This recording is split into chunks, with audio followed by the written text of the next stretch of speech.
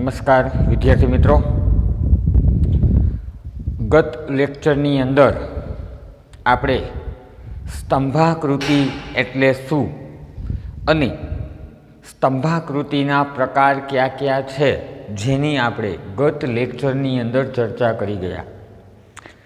વિદ્યાર્થી મિત્રો, આકૃતિની અંદર અત્યાર સુધીમાં આપણે સમય આધારિત રેખા આકૃતિ એ શીખા. ત્યાર પછી આપણે સ્તંભ આકૃતિ અને તેના પ્રકારો કયા છે, તેમાં સ્તંભ આકૃતિ કોને કહેવાય, કઈ રીતે દોરાય એની માહિતી મેળવી. હવે વિદ્યાર્થી મિત્રો, આજે આપણે પાસેની સ્તંભાકૃતિ યાની કે જે સ્તંભ આકૃતિ છે એનો બીજો પ્રકાર, આપણે સાદી સ્તંભ આકૃતિ ગત લેક્ચરની અંદર દોરતા શીખી ગયા. આજે આપણે વિદ્યાર્થી મિત્રો એ જોશું કે પાસેની સ્તંભ આકૃતિ છે એ કેમ દોરાય અને પાસેની સ્તંભ આકૃતિ ક્યારે દોરવામાં આવે છે. બરાબર. હવે પાસેની સ્તંભ આકૃતિ સામાન્ય રીતે વિદ્યાર્થી મિત્રો જ્યારે કોઈ એક ચલ રાશિ ઉપર કોઈ બે લક્ષણોની મુદ્દાઓ અને એનો તફાવત જ્યારે દર્શાવવાનો હોય ત્યારે ખાસ વિદ્યાર્થી મિત્રો આપણે પાસેની સ્તંભાકૃતિ છે તો એને પસંદ કરીએ છીએ. એટલે પાસેની સ્તંભ આકૃતિ માટે વિવિધ સ્થળો,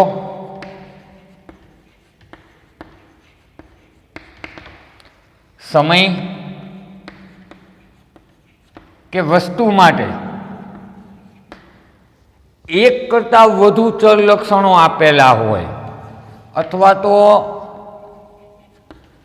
એક કરતાં વધુ ચલ અથવા તો એ ચલ વચ્ચે તમારે શું કરવાનું હોય કે ભાઈ તમારે તફાવત જ્યારે દર્શાવવાનો હોય ત્યારે પાસેની સ્તંભાકૃતિ છે એ ઉપયોગી સાબિત થાય. એટલે યાદ રાખજો કે વિવિધ સ્થળો હોય, સમય હોય કે વસ્તુ માટે એક કે વધુ પ્રકારના ચલના લક્ષણો જ્યારે દર્શાવવામાં આવે ત્યારે વિદ્યાર્થી મિત્રો સામાન્ય રીતે પાસેની સ્તંભાકૃતિ છે તો એ દોરવામાં આવે છે.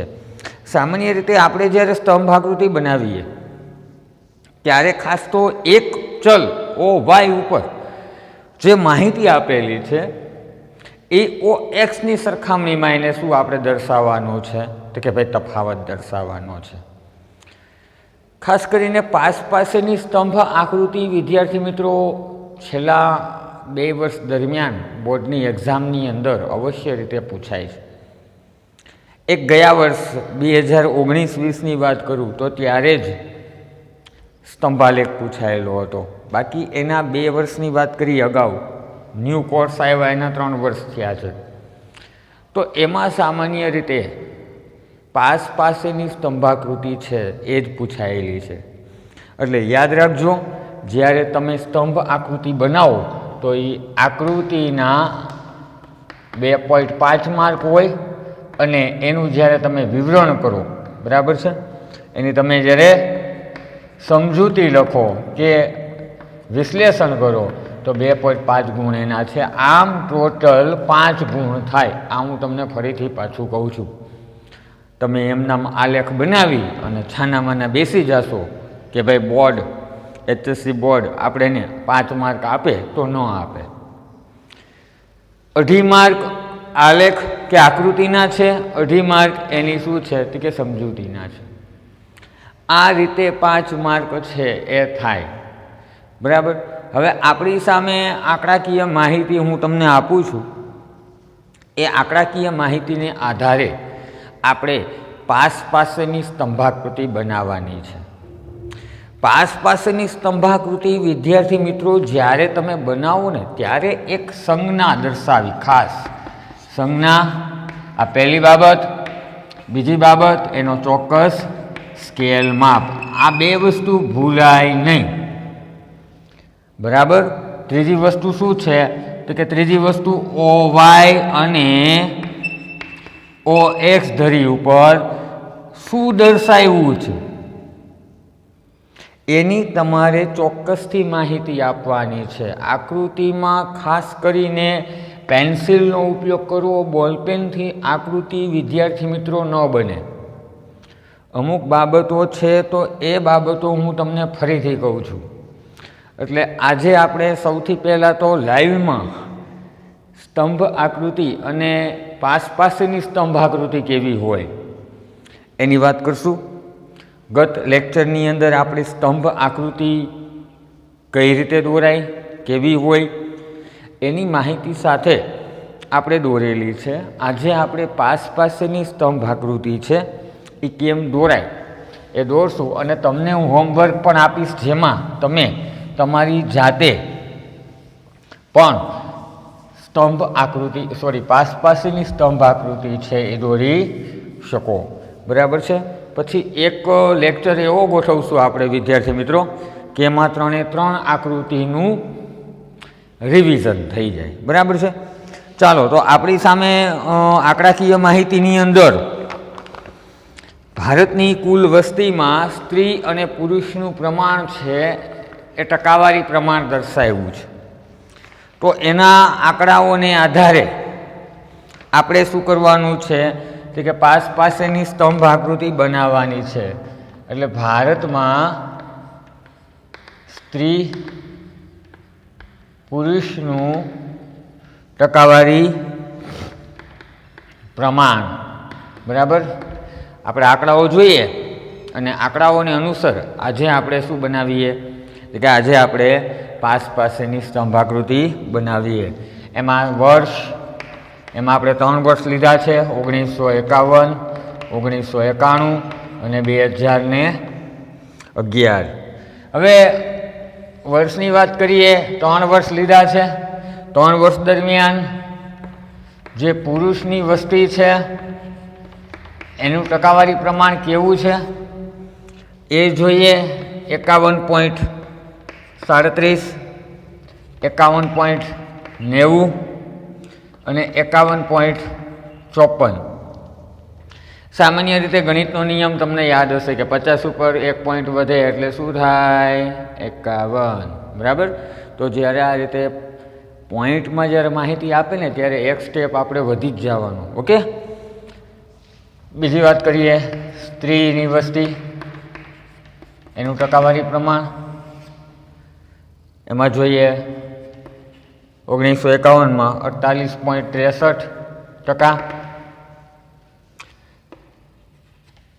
91ની અંદર 48.10% અને 11ની વાત કરીએ તો 48.46% થાય છે.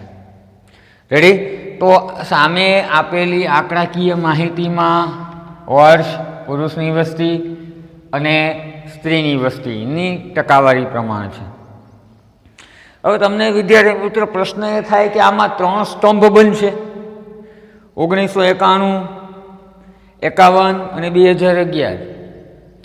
તમારે સમય આધારને ધ્યાનમાં લઈને જ્યારે તમે આકૃતિ બનાવો છો ત્યારે સ્ત્રી અને પુરુષનો એક સ્તંભ બનશે. ઓકે. ખાસ કાળજી રાખવી. ઘણીવાર આમાં બહુ ભૂલ થઈ જાય, તમે આના 3 સ્તંભ બનાવી નાખો, એ રીતે નથી દર્શાવવાની. ઓકે. તો ખાસ OY ધરી પર શું હોય? ચલ રાશિ. ચલ રાશિ એટલે એકમ દીઠ બદલાતી રાશિ. ટકાવારી પ્રમાણ છે 100%, એક સરખું જોવા મળતું નથી. એમાં શું આવે છે? બદલાવ આવે છે. બરાબર. તો ચાલો આપણે વાત કરીએ OY અને OX ધરી. હવે તમારી સામે જે આંકડાકીય માહિતી આપેલી છે તો આંકડાકીય માહિતીને આધારે આપણે સ્કેલ માપ નક્કી કરતા હોઈએ છીએ. શું સ્કેલ માપ નક્કી કરશું? આમાં 10 કરશું. 10, 20, 30, 40, 50 અને 60 કરીએ એટલે પૂરું. કે 5 રાખશું? 5, 10, 15, 20, 25, 30, 35, 40. એટલે હંમેશા યાદ રાખો, જ્યારે તમે લોકો સ્કેલ માપ કાઢો છો ત્યારે સામે તમને જે આપેલી માહિતીના આંકડા કેવા છે, માની લો કે અહીંયા એકાદો આંકડો 100 ઉપરનો હોય તો તમે સ્કેલમાં 5 કાઢો તો આ લેખ કેવડો મોટો થાય. હા, ગ્રાફ પેપરની બહાર ગયો જાય. એટલે ખાસ કાળજી રાખવી. આંકડાકીય માહિતી કેવી આપેલી છે? નાની છે, કદમાં મોટી છે. તો એ પ્રમાણે આપણે શું નક્કી કરવાનું છે? સ્કેલ માપ. ચલો, આનું આપણે 50 સુધીની 51 સુધીની આંકડાકીય માહિતી છે, વધીને 51.90 આવે, એટલે મહત્તમ 52 થાય. તો આમાં આપણે સ્કેલ માપ કયો નક્કી કરીએ? 1 સેમી બરાબર કેટલા ટકા? 5%. બરાબર. જોઈએ આકૃતિની અંદર આપણે આલેખ બનાવીએ. આજે સૌથી પહેલાં OY ધરી બનાવીએ.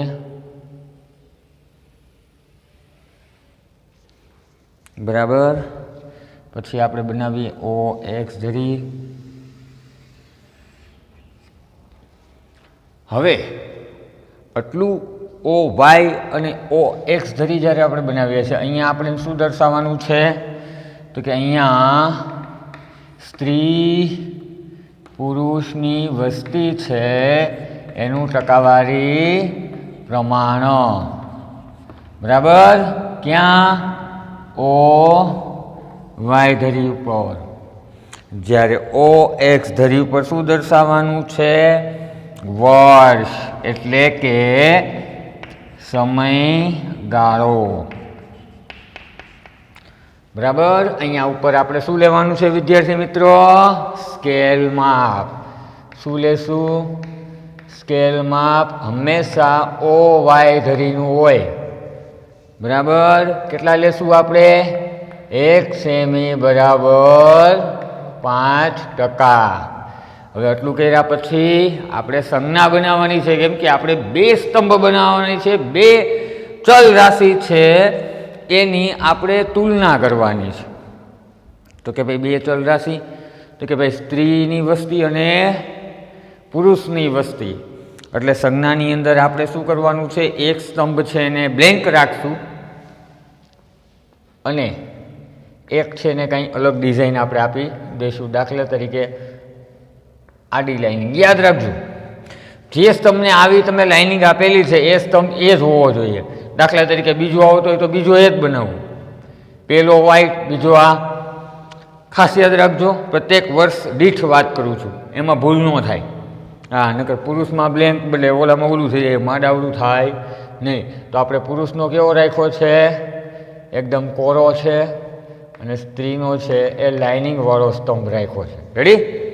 સંજ્ઞા ખાસ બનાવી. રેડી? સંજ્ઞા ખાસ બનાવી. ચાલો હવે આપણે જોઈએ સ્કેલ માપ. મેં તમને કીધું 1 સેમી બરાબર કેટલા ટકા? 5%. ચાલો હવે આપણે સ્કેલ માપ લઈશું. અહીંયા 5, 10, 15, 20, 25, 30, 35, 40, 45, 50 અને 55. આવી ગયા બધા આંકડા? રાઈટ? બરાબર છે.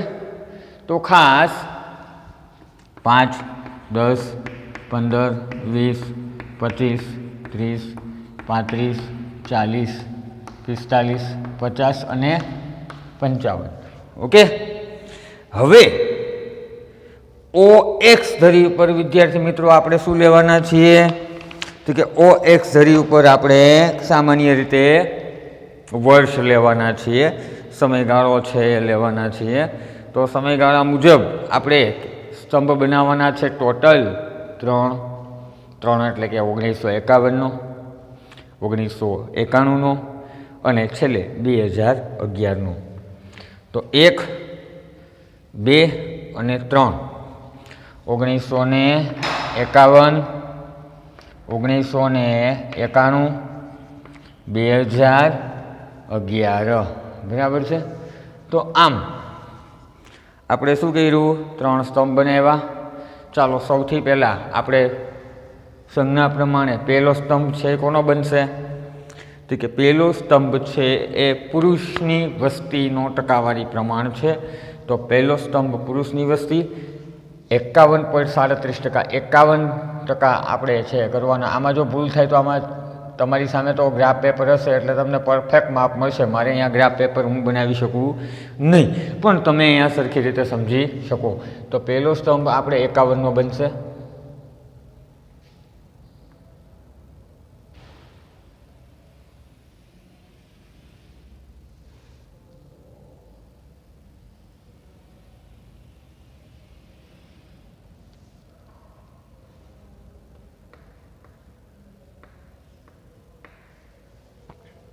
પહેલો સ્તંભ પુરુષ સ્તંભ બન્યો 51.37%. 1951ની વાત કરીએ છીએ.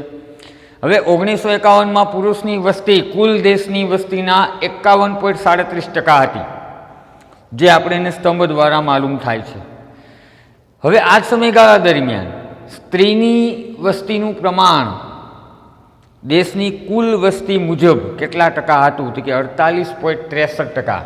48, 40 બાદ 45.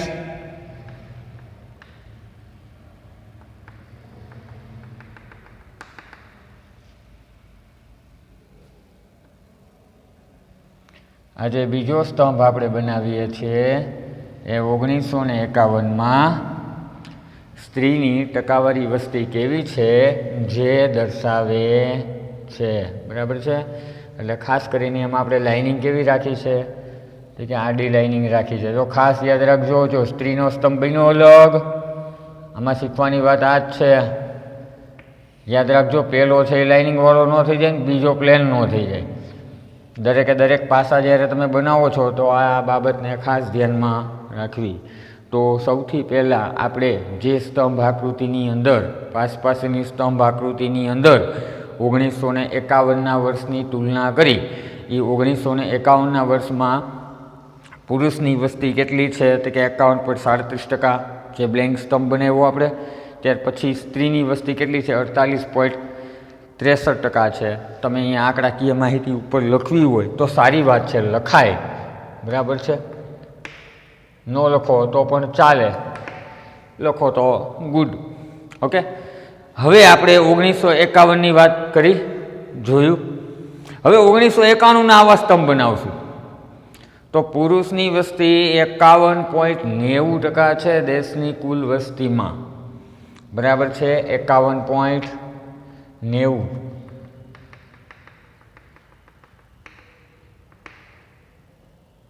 ખાસ યાદ રાખજો, તમે જ્યારે OX ધરી બનાવો છો તો OX ધરીમાં જે પાસેના સ્તંભ બનાવ્યા છે એની પહોળાઈ 1 સેમીમાં જ રાખવી. મારે તો બોર્ડ છે, કદાચ નાના મોટા થઈ જાય તો તમારે આ વસ્તુ એવી થવી જોઈએ નહીં. 51.90%. 1991ની વાત કરીએ પુરુષનો સ્તંભ, એની સામે સ્ત્રીમાં 48.10 છે.